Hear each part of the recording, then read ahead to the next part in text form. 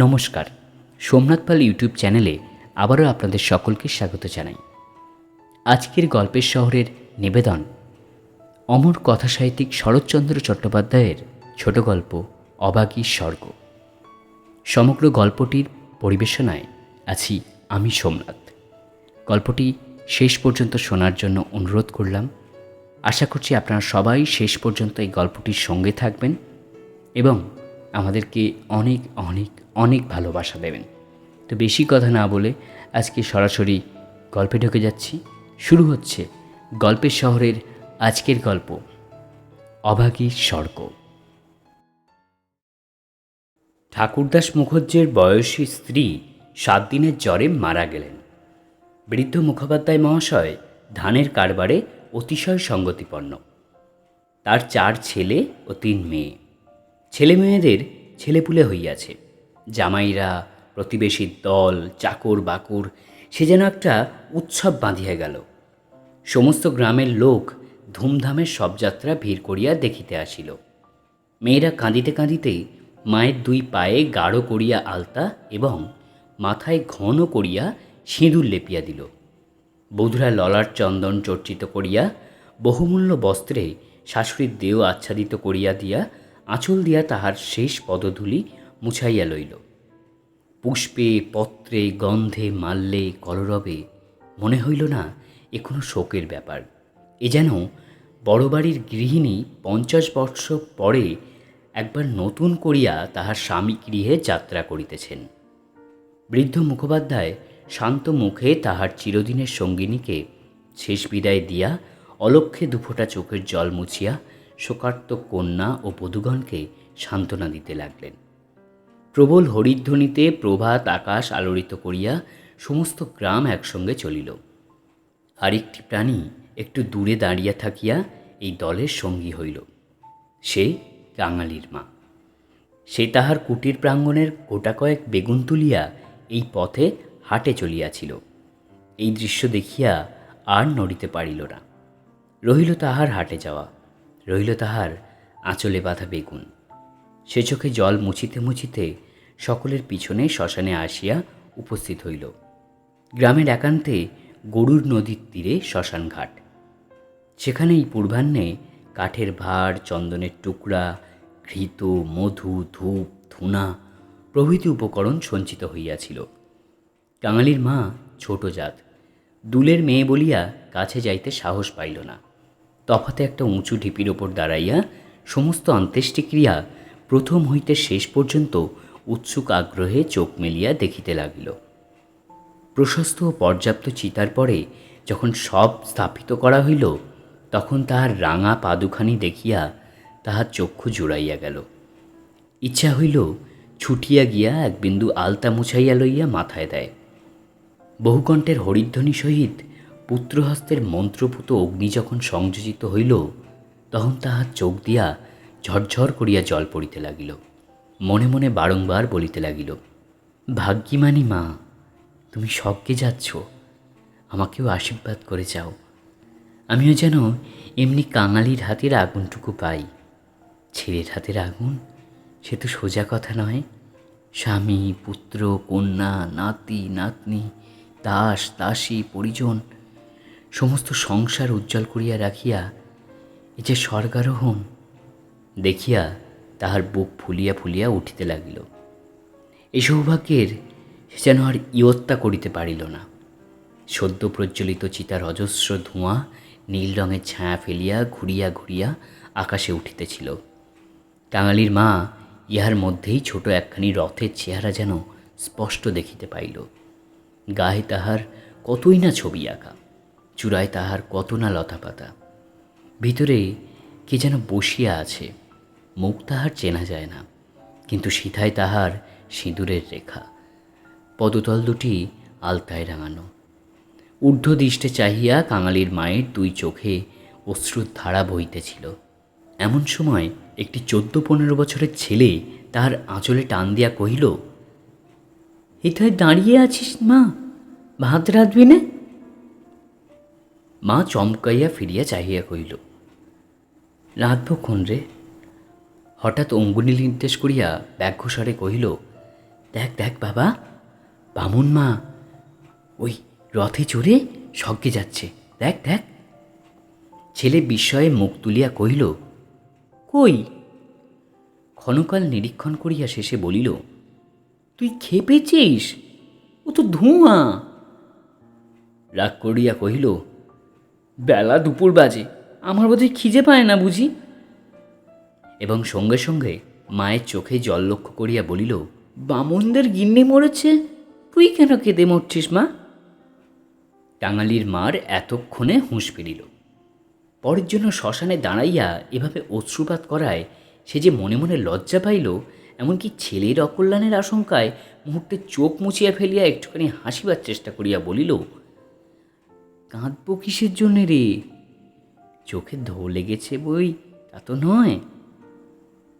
হ্যাঁ, ধোঁ লেগেছে বই তো না, তুই কাঁদতেছিলি। মা আর প্রতিবাদ করিল না। ছেলের হাত ধরিয়া ঘাটে নামিয়া নিজেও স্নান করিল, কাঙালিকেও স্নান করাইয়া ঘরে ফিরিল। শ্মশানে সৎকারের শেষটুকু আর দেখা তার ভাগ্যে ঘটিল না। সন্তানের নামকরণকালে পিতামাতার মূঢ়তায় বিধাতা পুরুষ অন্তরিক্ষে থাকিয়া অধিকাংশ সময়ে শুধু হাস্য করিয়াই ক্ষান্ত হন না, তীব্র প্রতিবাদও করেন। তাই তাহাদের সমস্ত জীবনটা তাহাদের নিজের নামগুলোকেই যেন আমরণ ভ্যাংচাইয়া চলিতে থাকে। কাঙালির মার জীবনের ইতিহাস ছোট, কিন্তু এই ছোট কাঙালি জীবনটুকু বিধাতার এই পরিহাসের দায় হইতে অব্যাহতি লাভ করিয়াছিল।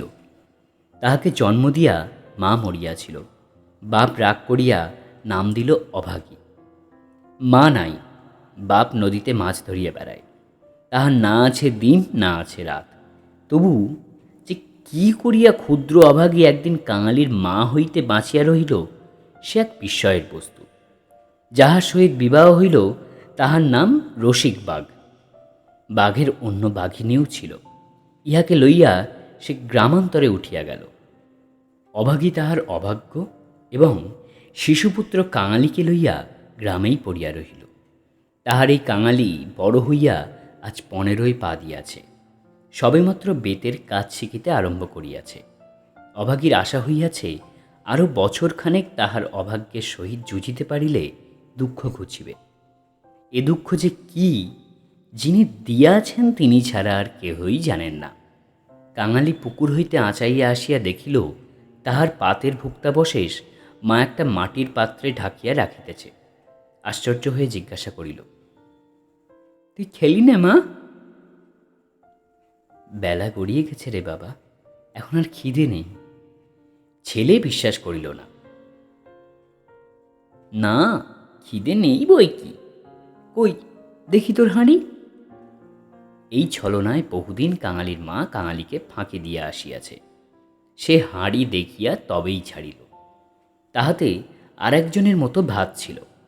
তখন সে প্রসন্ন মুখে মায়ের কোলে গিয়া বসিল।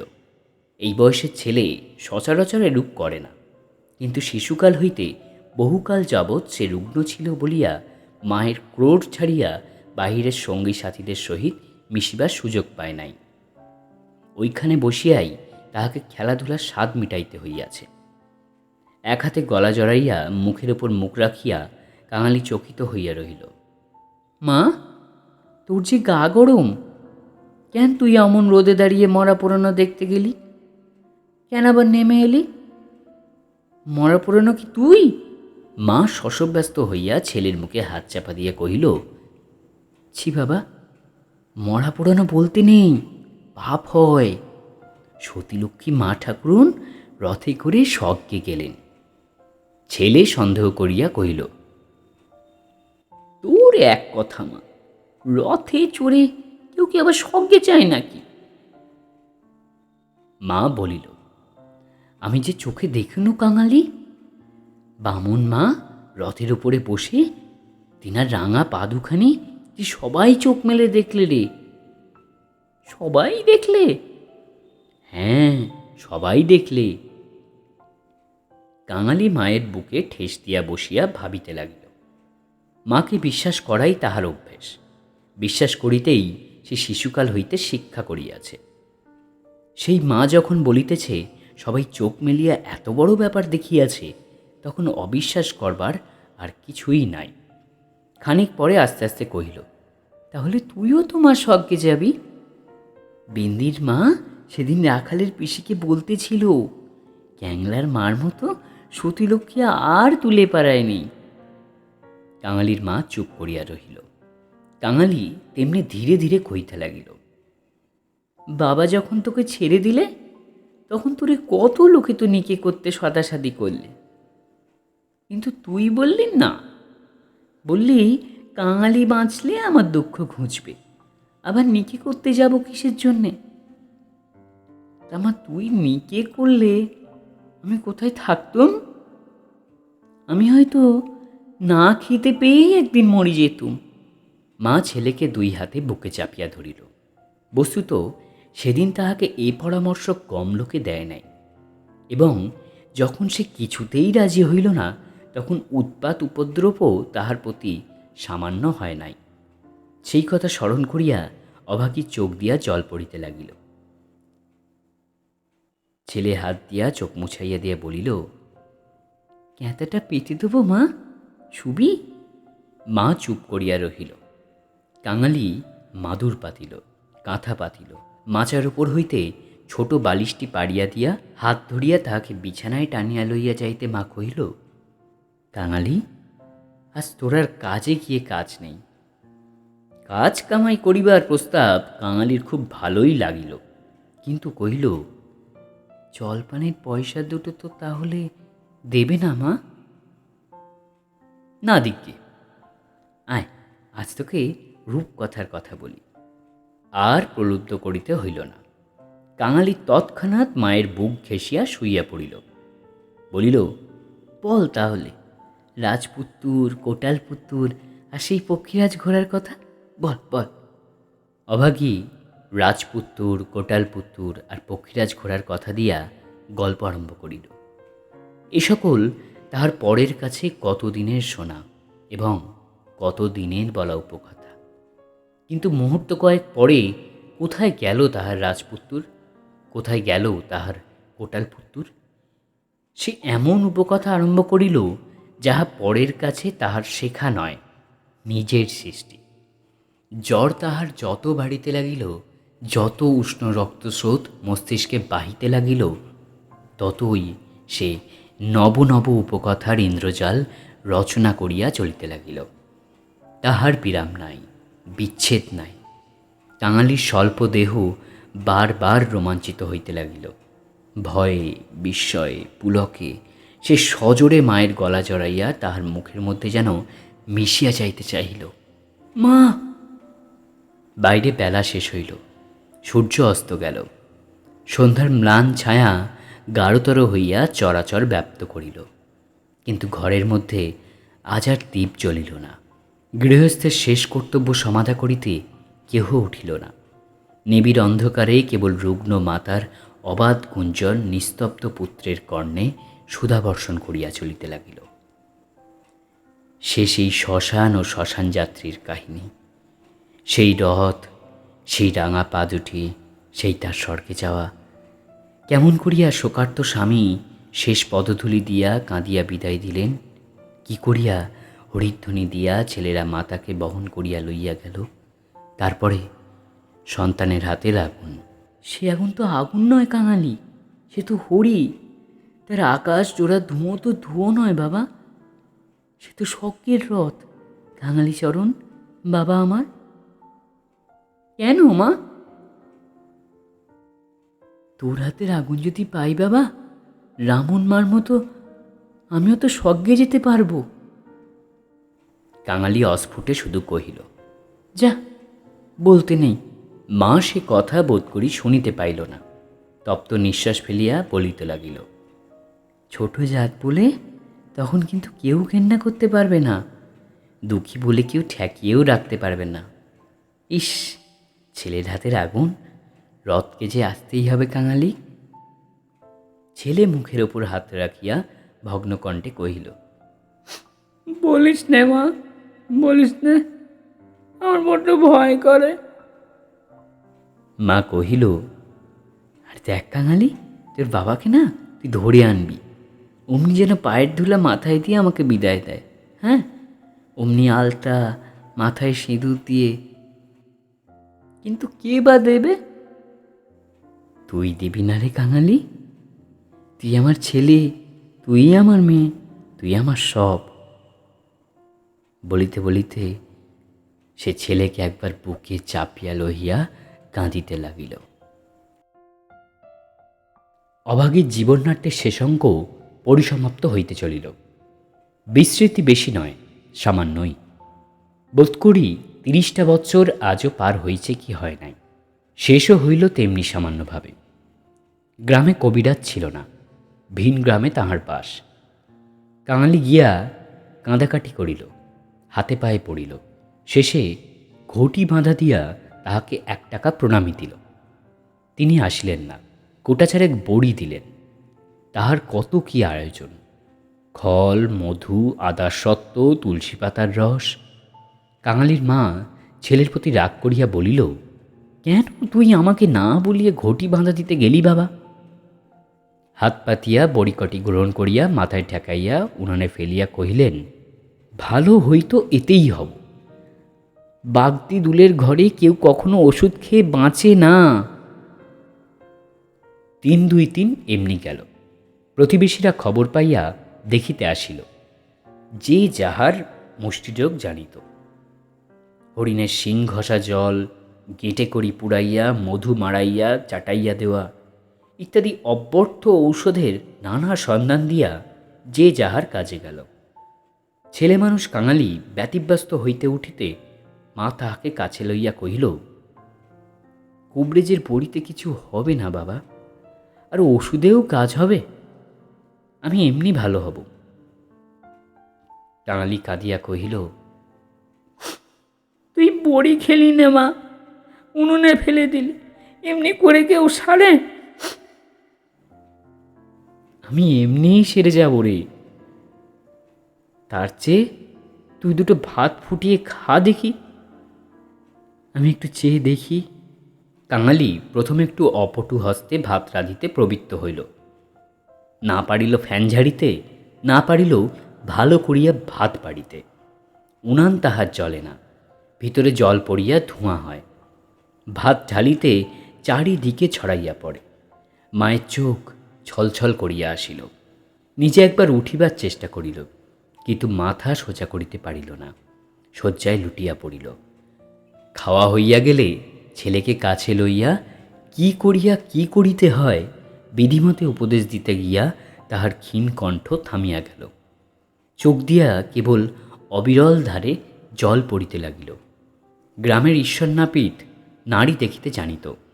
পরদিন সকালে সে হাত দেখিয়া তাহারই সম্মুখে মুখ গম্ভীর করিল, দীর্ঘ নিঃশ্বাস ফেলিল এবং শেষে মাথা নাড়িয়া উঠিয়া গেল। কাঙালির মা ইহার অর্থ বুঝিল, কিন্তু তাহার ভয় হইল না। সকলে চলিয়া গেলে সে ছেলেকে কহিল, এইবার একবার তাকে ডেকে আনতে পারিস বাবা? কাকে মা? ওই যে রে, ও গায়ে যে উঠে গেছে। কাঙালি বুঝিয়া কহিল, বাবাকে? অভাগী চুপ করিয়া রহিল। কাঙালি বলিল, সে আসবে কেন মা? অভাগীর নিজেরই যথেষ্ট সন্দেহ ছিল, তথাপি আস্তে আস্তে কহিল, গিয়ে বলবি মা শুধু একটু তোমার পায়ের ধুলা চায়। সে তখনই যাইতে উদ্যত হইলে তাহার হাতটা ধরিয়া ফেলিয়া বলিল, একটু কান্নাকাটি করিস বাবা, বলিস মা যাচ্ছে। একটু থামিয়া কহিল, ফেরবার পথে অমনি নাপতে বৌদির কাছ থেকে একটু আলতা চেয়ে আনিস কাঙালি। আমার নাম করিলে সে দেবে। সে আমাকে বড় ভালোবাসে রে। ভালো তাহাকে অনেকেই বাসিত। জ্বর হওয়া অবধি মায়ের মুখে সে এই কয়েকটা জিনিসের কথা এতবার এত রকমভাবে শুনিয়াছে যে সে সেইখান হইতে যাইবার সময় কাঁদিতে কাঁদিতে যাত্রা শুরু করিল। পরদিন রসিক দুলে সময় মতো যখন আসিয়া উপস্থিত হইল, তখন অভাগীর জ্ঞান আর বড় নাই। মুখের পরে মরণের ছায়া পড়িয়াছে, চোখের দৃষ্টি এই সংসারের কাজ ছাড়িয়া কোথায় কোন অজানা দেশে চলিয়া গিয়াছে। কাঙালি কাঁদিয়া কহিল, মা গো, ও মা, বাবা এসেছে, পায়ের ধুলো নেবে যে। মা হয়তো বুঝিল, হয়তো বুঝিল না, হয়তোবা তাহার গম্ভীর সঞ্চিত বাসনা সংস্কারের মতো তাহার আচ্ছন্ন চেতনায় ঘা দিল। এই মৃত্যু পথযাত্রী তাহার অবশ বাহুখানি শয্যার বাহিরে হাত পাতিল। রসিক হতবুদ্ধির মতো দাঁড়াইয়া রহিল। পৃথিবীতে তাহারও পায়ের ধুলার প্রয়োজন আছে, ইহাও কেউ নাকি চাহিতে পারে, তাহার কল্পনার অতীত। বিন্দির পিসি দাঁড়াইয়াছিল। সে কহিল, দাও বাবা, একটু পায়ের ধুলা দাও। রসিক অগ্রসর হইয়া আসিল। জীবনে যে স্ত্রীকে সে ভালোবাসা দেয় নাই, অসন বসন দেয় নাই, কোনো খোঁজ খবর করে নাই, মরণকালে তাহাকে শুধু একটু পায়ের ধুলা দিতে গিয়া কাঁদিয়া ফেলিল। অভাগী, অভাগী।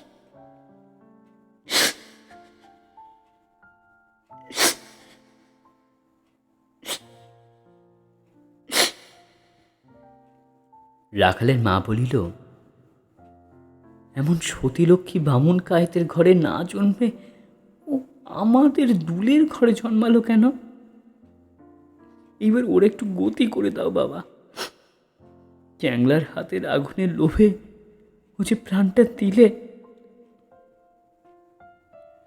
অভাগীর অভাগ্যের দেবতা অগোচরে বসিয়া কি ভাবিলেন জানি না, কিন্তু ছেলে মানুষ কাঙালির বুকে গিয়া একথা যেন তীরের মতো বিঁধিল।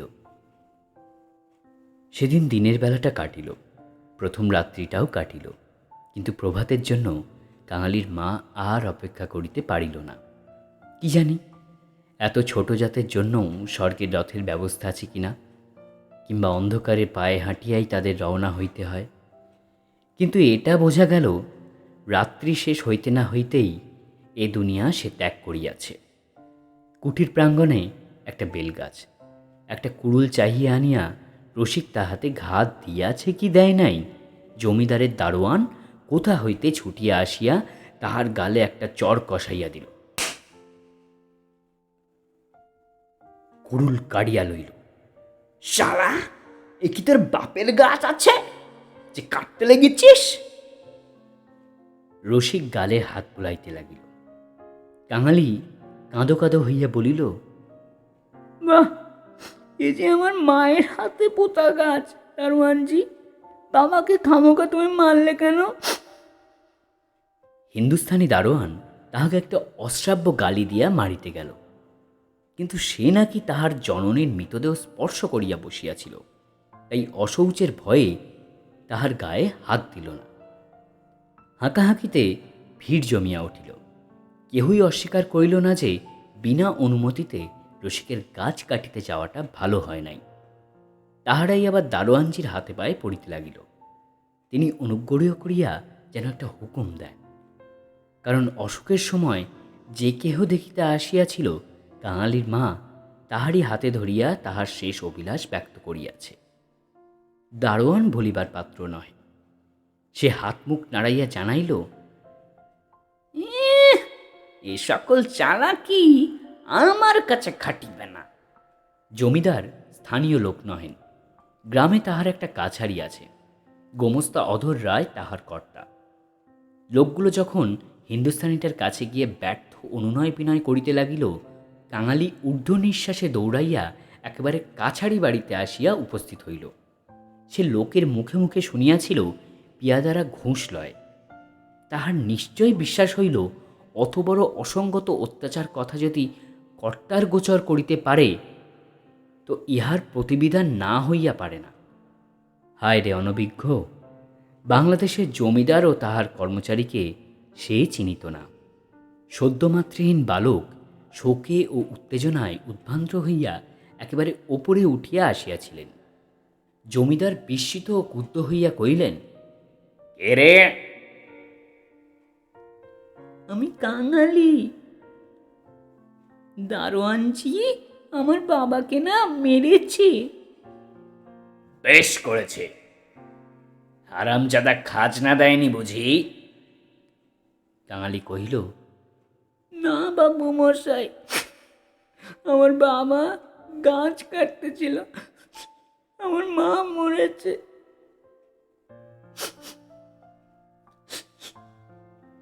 বলিতে বলিতে সে কান্না আর চাপিয়া রাখিতে পারিল না। সকালবেলায় কান্না কাটিতে অধর অত্যন্ত বিরক্ত হইলেন।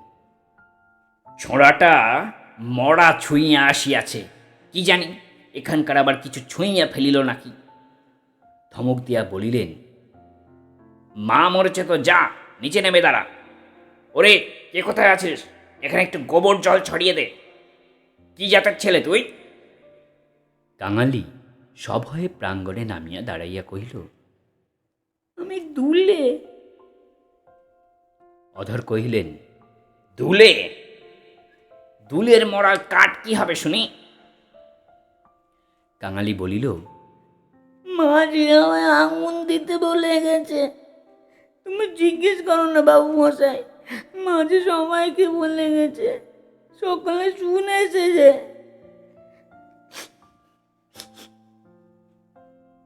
মায়ের কথা বলিতে গিয়া তাহার অনুক্ষণের সমস্ত অনুরোধ উপরোধ মুহূর্তে স্মরণ হইয়া কণ্ঠ যেন তাহার আরও কান্নায় ফাটিতে পড়িতে লাগিল। অধর কহিলেন, মাকে পড়াবি তো গাছের দাম 5 টাকা নিয়ে আনগে যা, পারবি? কাঙালি জানিত তাহা অসম্ভব। তাহার উত্তরীয় কিনিবার মূল্যস্বরূপ তাহার ভাত খাইবার পিতলের কাঁচিটি বিন্দির পিসি 1 টাকায় বাঁধা দিতে গিয়াছে। সে চোখে দেখিয়া আসিয়াছে। সে ঘাড় নাড়িল, বলিল, না। অধর মুখখানি অত্যন্ত বিকৃত করিয়া কহিলেন, না, না তো মাকে গিয়ে নদীর চড়াই পুঁতে ফেলকে যা। কার বাবার গাছে তোর বাপ কুড়ুল ঠেকাতে যায়? পাজি হত ভাগা নচ্ছার। কাঙালি বলিল, সে যে আমার উঠানের গাছ বাবু মশাই, সে যে আমার মায়ের হাতে পোতা গাছ। হাতে পোতা গাছ? পারে বেটাকে গলা ধাক্কা দিয়ে বার করে দে তো। পাড়ে আসিয়া গলা ধাক্কা দিল এবং এমন কথা উচ্চারণ করিল কেবল জমিদারের কর্মচারীরাই এ কথা উচ্চারণ করিতে পারে। কাঙালি ধুলা ঝাড়িয়া উঠিয়া দাঁড়াইল, তবে তার পরে ধীরে ধীরে বাহির হইয়া গেল। কেন যে সে মার খাইল, কি তার অপরাধ ভাবিয়া পাইল না। গোমস্তার নির্বিকার চিত্তে তাক পড়িল না। পড়িলে এ চাকরি তার জুটিত না। কহিলেন, পরেশ, দেখতে হয় খাজনা বাকি পড়েছে কিনা। থাকে তো জাল টাল কিছু একটা কেড়ে নেগে।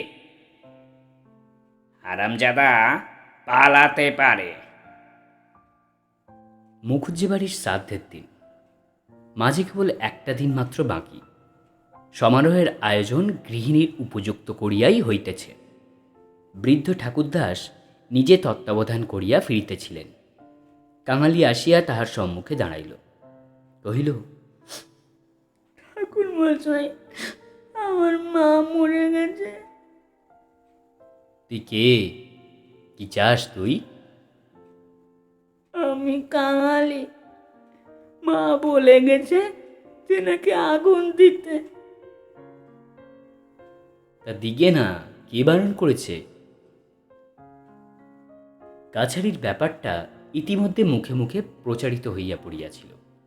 একজন কহিল, ও বোধ হয় একটা গাছ চায়। এই বলিয়া সে ঘটনাটা প্রকাশ করিল। মুখুজ্জে বিস্মিত বিরক্ত হইয়া কহিলেন, শোনো আবদার, আমারই কত কাঠের দরকার, কাল বাদে পরশু কাজ। যা যা, এখানে কিছু হবে না, এখানে কিছু হবে না, যা। এই বলিয়া অন্যত্র প্রস্থান করিলেন। ভট্টাচার্য মশায় অদূরে দাঁড়িয়া হর্দ করিতেছিলেন। তিনি বলিলেন, তোদের যেতে আবার কে কবে পোড়ায় রে? যা, মুখে নুড়ো চেলে নদীর চড়ায় মাটিতে পুঁতে দিকে যা। মুখোপাধ্যায় মহাশয়ের বড় ছেলে ব্যস্ত সমস্তভাবে এই পথের কোথাও একটা যাইতেছিলেন। তিনি কান খাড়া করিয়া একটু শুনিয়া কহিলেন, দেখছেন ভট্টাচার্য মশাই, সব ব্যাটারাই এখন বামুন কায়েত হতে চায়। এই বলিয়া কাজের ঝোঁকে আবার কোথায় যেন চলিয়া গেলেন। কাঙালি আর প্রার্থনা করিল না। এই ঘণ্টা দুয়েকের অভিজ্ঞতায় সংসারে সে যেন একেবারে বুড়া হইয়া গিয়াছিল। নিঃশব্দে ধীরে ধীরে তাহার মরা মায়ের কাছে গিয়া উপস্থিত হইল। নদী চরে গর্ত খুঁড়িয়া অভাগীকে শোয়ানো হইল। রাখালের মা কাঙালির হাতে একটা খড়ের আঁটি জ্বালাইয়া দিয়া তাহার হাত ধরিয়া মায়ের মুখ স্পর্শ করাইয়া ফেলিয়া দিল। তারপরে সকলে মিলিয়া গেল। শুধু সেই পোড়া খড়ের আঁটি হইতে যে স্বল্প ধোঁয়াটুকু ঘুরিয়া ঘুরিয়া আকাশে উঠিতেছিল, তাহারই প্রতি এক পলকহীন চক্ষু পাতিয়া কাঙালি ঊর্ধ্বদৃষ্টে স্তব্ধ হইয়া চাহিয়া রহিল। নমস্কার। আজকের গল্প অভাগীর স্বর্গ লিখেছেন অমর কথা সাহিত্যিক শরৎচন্দ্র চট্টোপাধ্যায়। কেমন লাগলো আমাদের এই গল্প? কেমন লাগছে এই গল্পের শহরের গল্প? জানাতে অবশ্যই বলবেন না। এবং যদি ভালো লাগে আপনার প্রিয় একটি কমেন্ট আমাদের কমেন্ট বক্সে করে যেতে ভুলবেন না। গল্পটি যদি সত্যিই ভালো লাগে তাহলে আবারও একবার বলছি, লাইক করে দিন, শেয়ার করে দিন এবং আপনার ভালোবাসা একটি সাবস্ক্রাইব আমাদের চ্যানেলে করে যান। আপাতত গল্পের শহরের গল্প এখানেই শেষ হচ্ছে। তো এতক্ষণ গল্প সম্প্রচারে ছিলাম আমি সোমনাথ আপনাদের সঙ্গে। সবাই খুব ভালো থাকবেন, খুব সুস্থ থাকবেন, নতুন নতুন গল্প পড়বেন, নতুন নতুন গল্প শুনবেন। আমাদের মতো এই মানুষদেরকে একটু সাপোর্ট করবেন যারা আপনার পর্যন্ত এই গল্পটিকে নিয়ে আসে। ধন্যবাদ।